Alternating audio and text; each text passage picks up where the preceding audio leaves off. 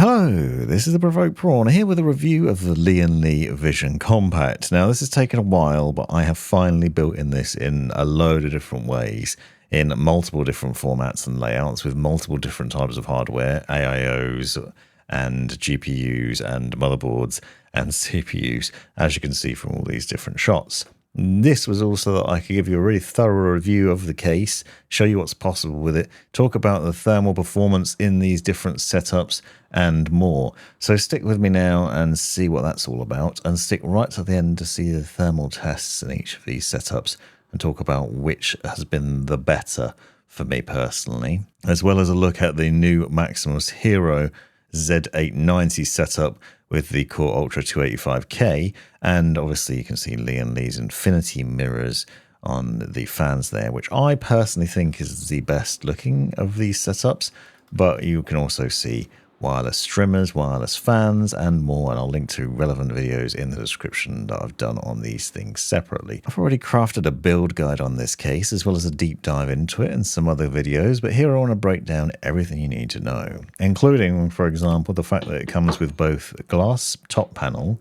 and also a standard radiator mounting on there. So you have the option, as you've seen from these different shots, to do different things with it. You can top mount a 360mm all-in-one cooler, for example.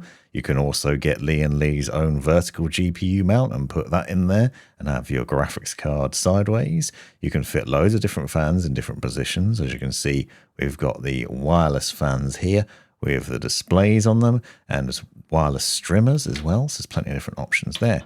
Now this panel is obviously removable, along with a front bracket, a support bracket that you can take out there, and I've shown the steps for this in my build guide, and then you can end up just building in it with the glass on top instead, and have glass basically in multiple different angles, and end up with a really eye-pleasing view into the case, and still have a 360mm all-in-one cooler mounted on the side there, with the tubes hidden away at the rear, which is a fairly unusual design.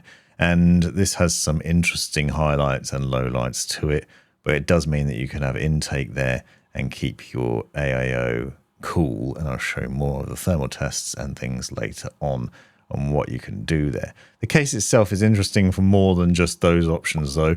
There are a number of pretty neat features included in it. Pretty standard ones like the removable dust tray from the bottom, which will help keep things clean.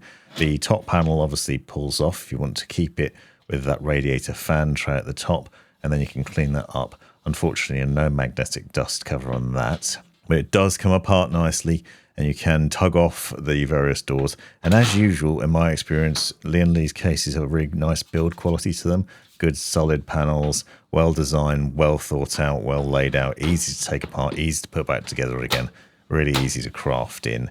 And you can also take it apart in other ways too. So removing a lot of screws, you can take off the front button, so the power button, and see behind that. That then allows you to access the screws to remove the front glass if you want to. So you can take that out of the way when building. You don't need to, but I did show the process for doing so and how to get that out. So if you want to take that out and get it out of the way, you can do that.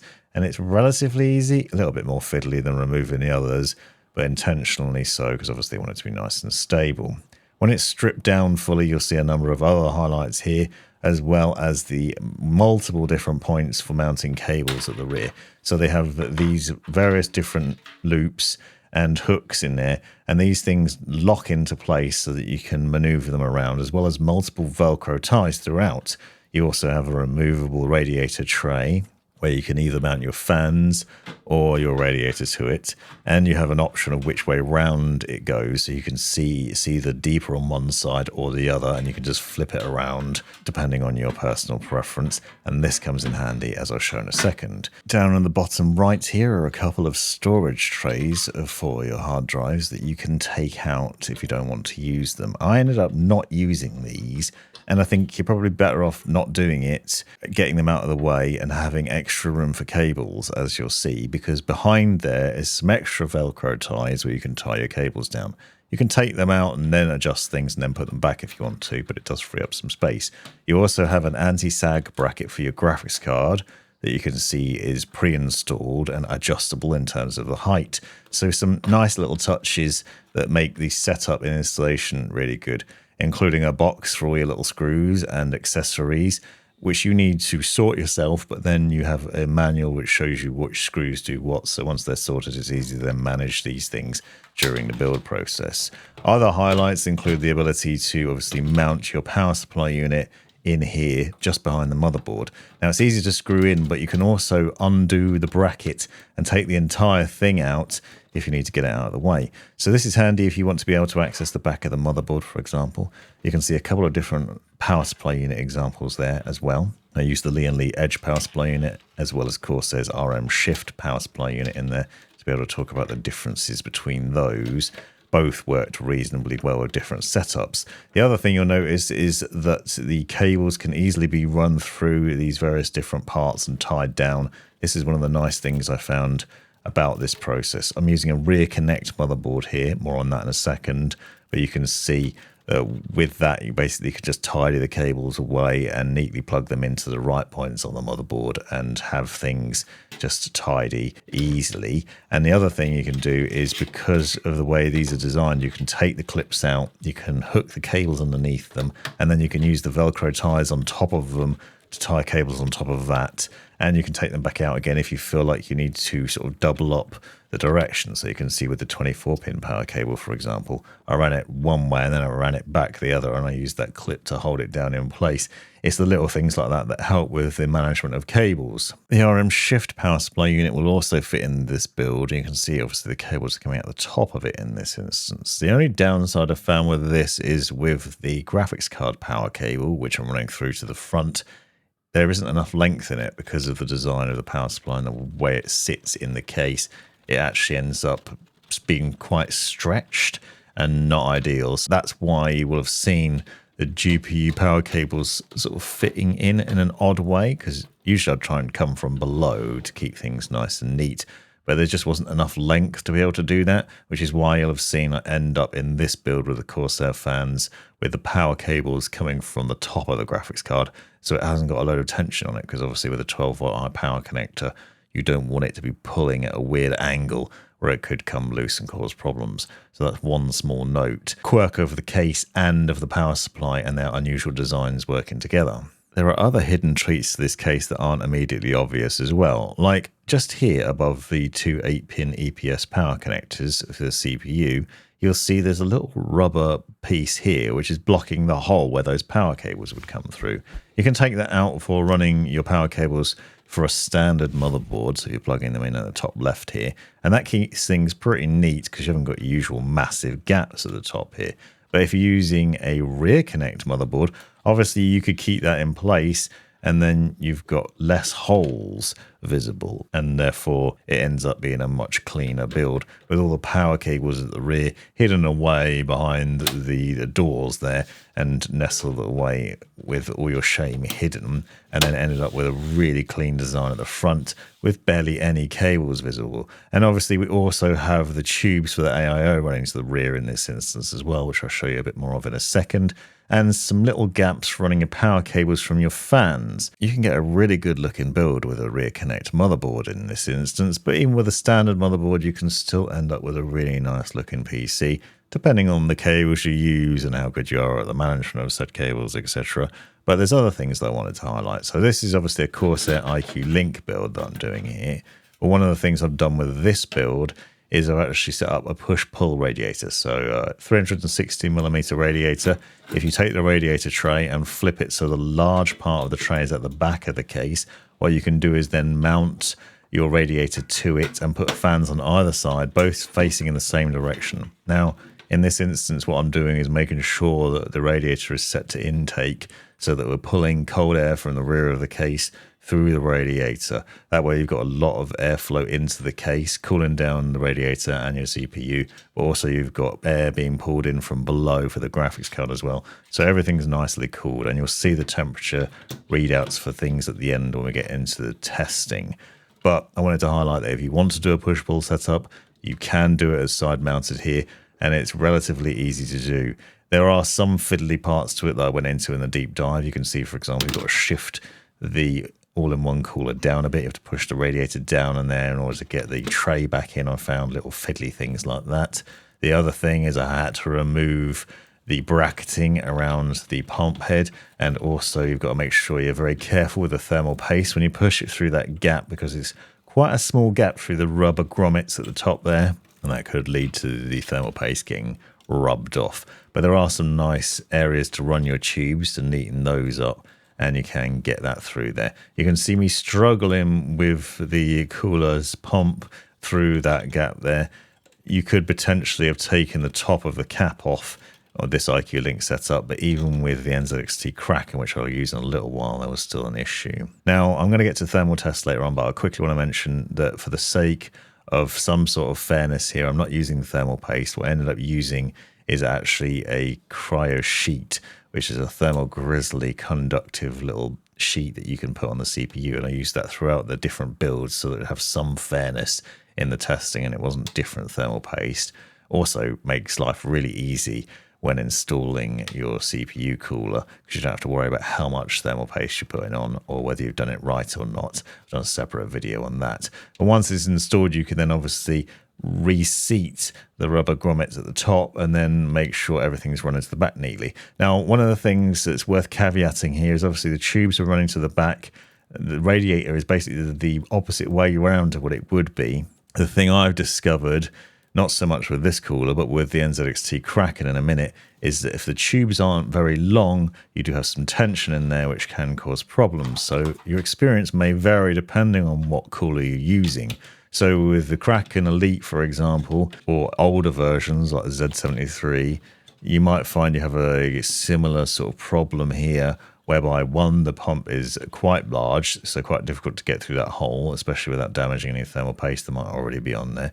But two, that you might have to put it in a different position than would be optimal. So usually with this cooler, I would mount it with the design of the pump so that the tubes are in a certain position, and then the power cables for it are coming out of the top. So you can see with this cooler, for example, when the tubes are on the bottom of the cooler, you then have the cables and connectivity for the pump plugged into the top of it, and then you can run it away neatly. But because of the length of the tubes here, and because they're running from the back rather than from the front, I found I could only mount it in this position with the tubes on the right hand side.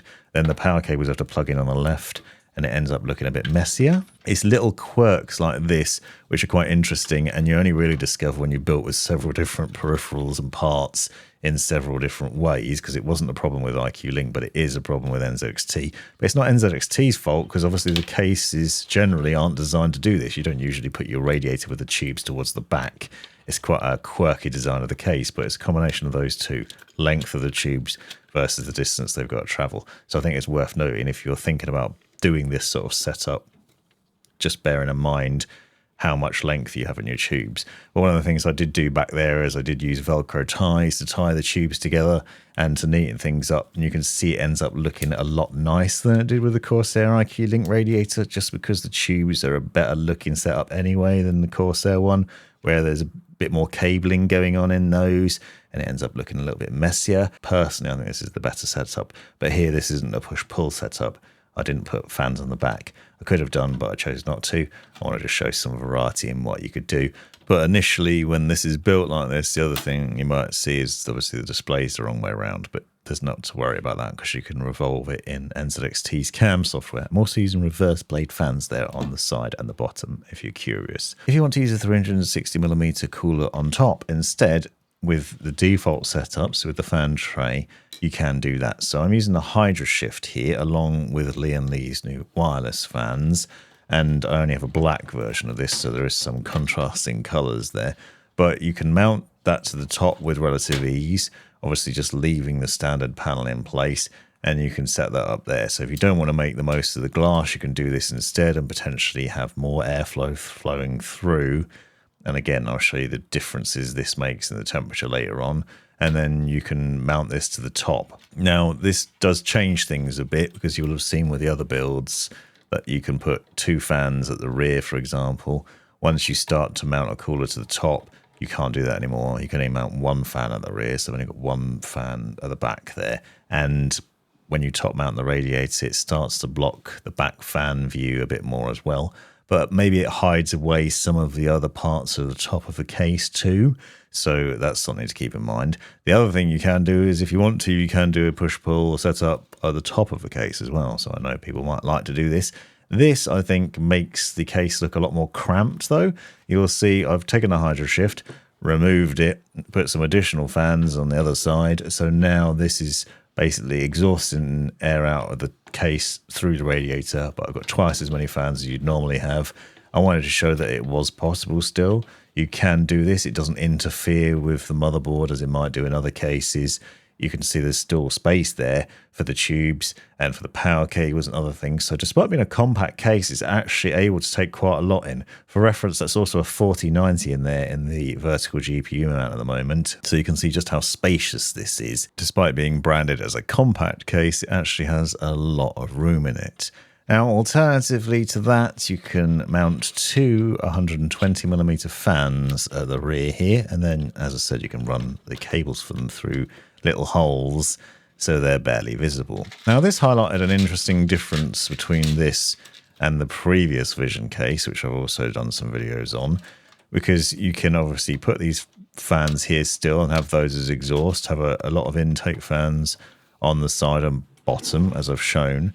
And I figured that you'd probably still be able to put a 240mm radiator on the rear here, but you can't. And I want to note this because obviously I should have looked at the specs, and I made an assumption that the Vision would still be able to hold a 240mm radiator.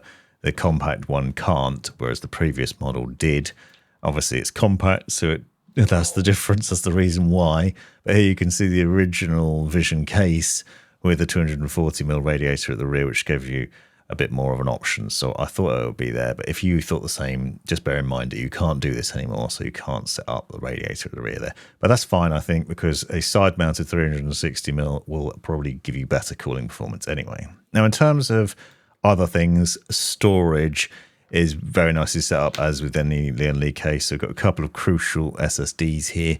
They basically have some washers and screws that screw in, and then they can slide into this door that sits on the rear. They just hook in there really easily. Obviously, you can mount two in here. I've already shown you that you can remove a couple of other bays from the bottom. So if you've got additional storage you want to add in, you can do that down the bottom. But it's really easy to put drives onto this panel and then to plug them in really easily to both the motherboard and to the power. And this is one of the nice highlights because these are kind of out of the way, easy to connect up still, really easy to install. And obviously it gives you extra storage options. You obviously can opt for M2 NVMe's, which a lot of people I know like to do. But if you want to throw in some extra storage at the rear, you can do this, and it's really easy to do. So again, nice and simple. You have options to install plenty of drives. You can just put two here, or you can put extras in the bays that you take out. But I would suggest, if you are minimizing your storage, to abandon those bays down the bottom and just use this door instead. It gives you a lot more space for your cable management, especially if you're using a rear connect motherboard. It just makes life a lot easier. And then you can run your cables through from here, as you can see me doing for both the data and power really easily too, and then just nestle everything away. The other thing that I found is I could put Lian Li's controllers on here as well, so there's a little bit more space where you can just stick a controller to that. So if you're using Infinity fans or any of the Uni fans that use a controller, you can put those there. Now, I mentioned already that I'm using a vertical mount here. This is Lian Li's official one that will work with the Evo and other cases. So if you want to do something similar, you can do that. You can see it will work with the streamers as well, so you can stick that in there. Obviously, this is a different setup. It's not going to be for everyone. It looks really nice. It does sit far back enough from the glass that it shouldn't negatively impact the GPU performance. So now I want to talk a little bit about the overall performance in terms of testing. Now, this isn't going to make any sense in some ways because obviously completely different setups, different motherboards, different CPUs, different coolers, different fans, but I thought it was worth showing. So with the Corsair iCue Link setup here, obviously got a push-pull on the radiator, 6 fans on there, 3 intake fans on the bottom, 2 exhaust fans. This has an i9 13900K in it. With Cinebench, I've got a score of 1943. I've got 85 degrees on the CPU package maximum, 87 degrees is the core max, and 77 degrees average. With OCCT, it was looking at 85 degrees on the CPU package, 84 degrees on the core max and 72 degrees average. And as I'll show, this is actually cool. This is quite a cool setup here. It does cool quite nicely with a push-pull setup, and this is my preference for the case in terms of putting 6 intake fans on the radiator. If you want to make a big difference there, it is worth doing the push-pull, and it certainly is worth doing side mounting as well. Obviously, I'm going to show you different CPUs and different setups as we go through. I also did some stress testing with Port Royal. Now, this is with 4070 Ti, but the GPU got to a maximum of 62 degrees on here when doing this stress test. This runs for quite a while, and obviously I wanted to put the GPU under load to see how it performed. When you bear in mind it's got fans blowing on it from below, but you obviously can have some cool air coming through the radiator as well, but you've got fans below the GPU cooling it. This is obviously just a stress test for gaming performance, but it did do pretty well. Now we go on to the Hydroshift build. This is still an i9, but it's a different motherboard, and we're obviously using the wireless fans here.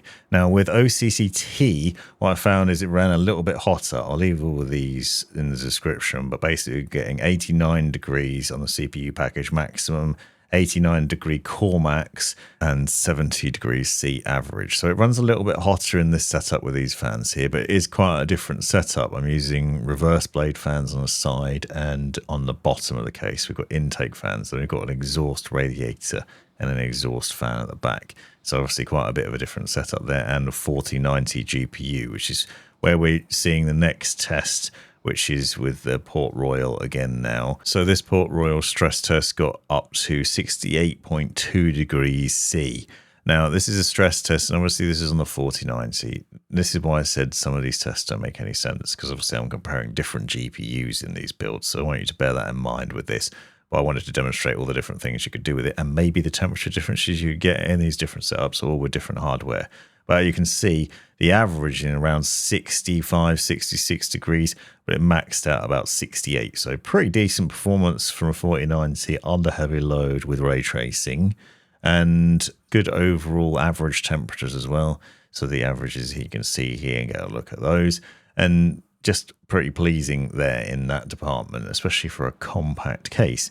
Then on to Cinebench. So the Cinebench run here, I actually got less points. It got 1810, so 1810 with Cinebench. It's the i9-13900K still, same CPU, but it ran hotter. 88 degrees and the package as the maximum, 89 degree core max, and 66 degree average, which brought the overall score down versus the previous build with Corsair setup. So this is one of the ways to demonstrate the fact that side mounting your cooler with intake is preferable to exhausting through the radiator out of the top. Something to bear in mind. I've seen that in other tests and other cases as well where I've built in them. Now running in Escape from Tarkov, just doing some general gaming to see how we got on. And what I found here is the GPU is basically around 40 degrees during a gaming session. This is a 1080p display, so not loads of load here, but nice and smooth performance, maximum graphic settings. You can see in the top right here, basically you're getting about 41 degrees C, so nice and cool for the GPU there. Obviously with other games experience may vary, but pretty impressive for the case and for this build. The next build is with the NZXT Kraken cooler, infinity fans, and I'm actually testing here on a 49-inch monitor, which is a 1440p, but super ultra wide. So it's a custom run with Time Spy, and we're using a 14900K and a 3090, so different specs again, but the different variations here will show you some differences in temperature. Looking at around 82 degrees on the CPU, 62 on the GPU. So actually it's pretty different performance there again, but decent performance.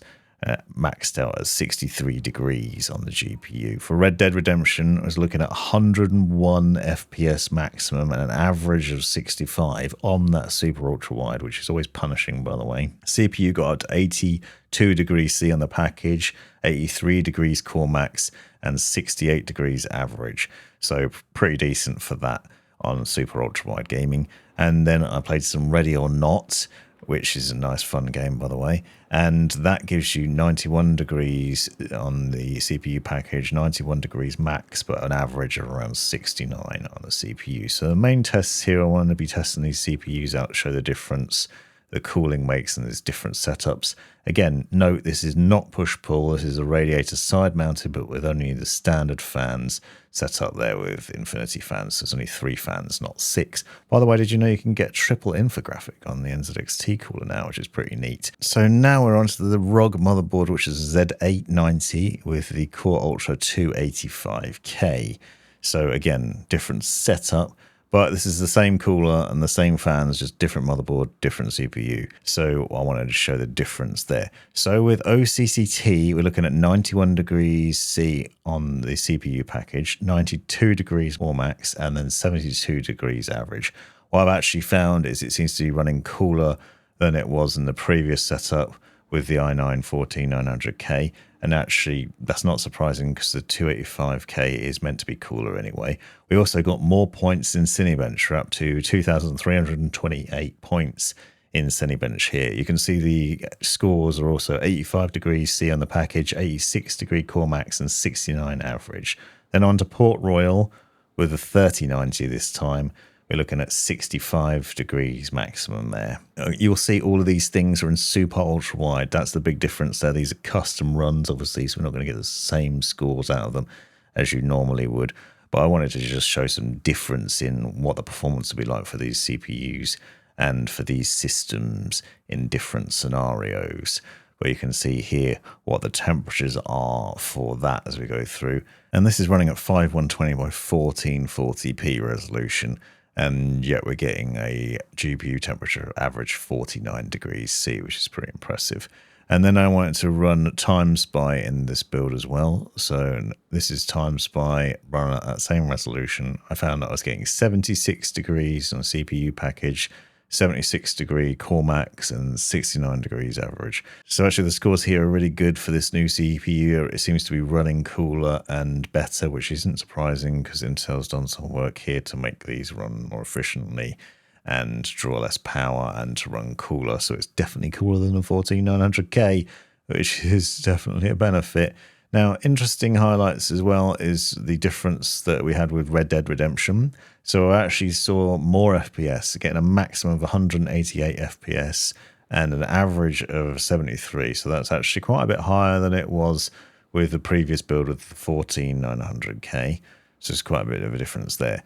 With 75 degrees CPU package, 76 degree Core Max, and a 47 degree average. So the average is 47 at this maximum resolution, and with that high FPS count as well. So not too bad. In various different departments there. I was actually quite impressed with that and how it handled it. Interesting because the new CPU is actually meant to run worse than the 14900K in some instances, but that was one of the instances where I'd seen it was running better. Then I did a Forza Horizon 5 test with basically everything set to maximum on the super ultra wide settings, and I found I got 100 FPS out of this on that extreme profile. And then we're looking at 76 degrees on the CPU package, 76 degrees Core Max, and a 52 degrees average on there as well. So pretty decent performance for gaming as well in this setup. Now, again, as I said, side-mounted AIO makes a big difference. I'd highly recommend it, even if you're not going to do push-pull. My recommendation for this case is intake fans on the bottom, intake fans on the side-mounted cooler, 2 exhaust fans at the rear if you're using the glass, and then you'll end up with some pretty good performance across the board. You can see we've got a maximum temperature of 66 degrees playing Tarkov, for example, in this setup. Hopefully this has been some interesting insights into the case. Let me know in the comments what you think. Check out the description for more related videos. Thanks for watching. You've made it right to the end of the video, you brilliant legend you. If you've enjoyed it, click that subscribe button, give me a thumbs up, and drop me a comment down below if you've got any questions. If you really enjoyed it, consider joining the channel and see the benefits of doing so. Check out these other videos. You might well find them interesting or useful. And most importantly, have a great life.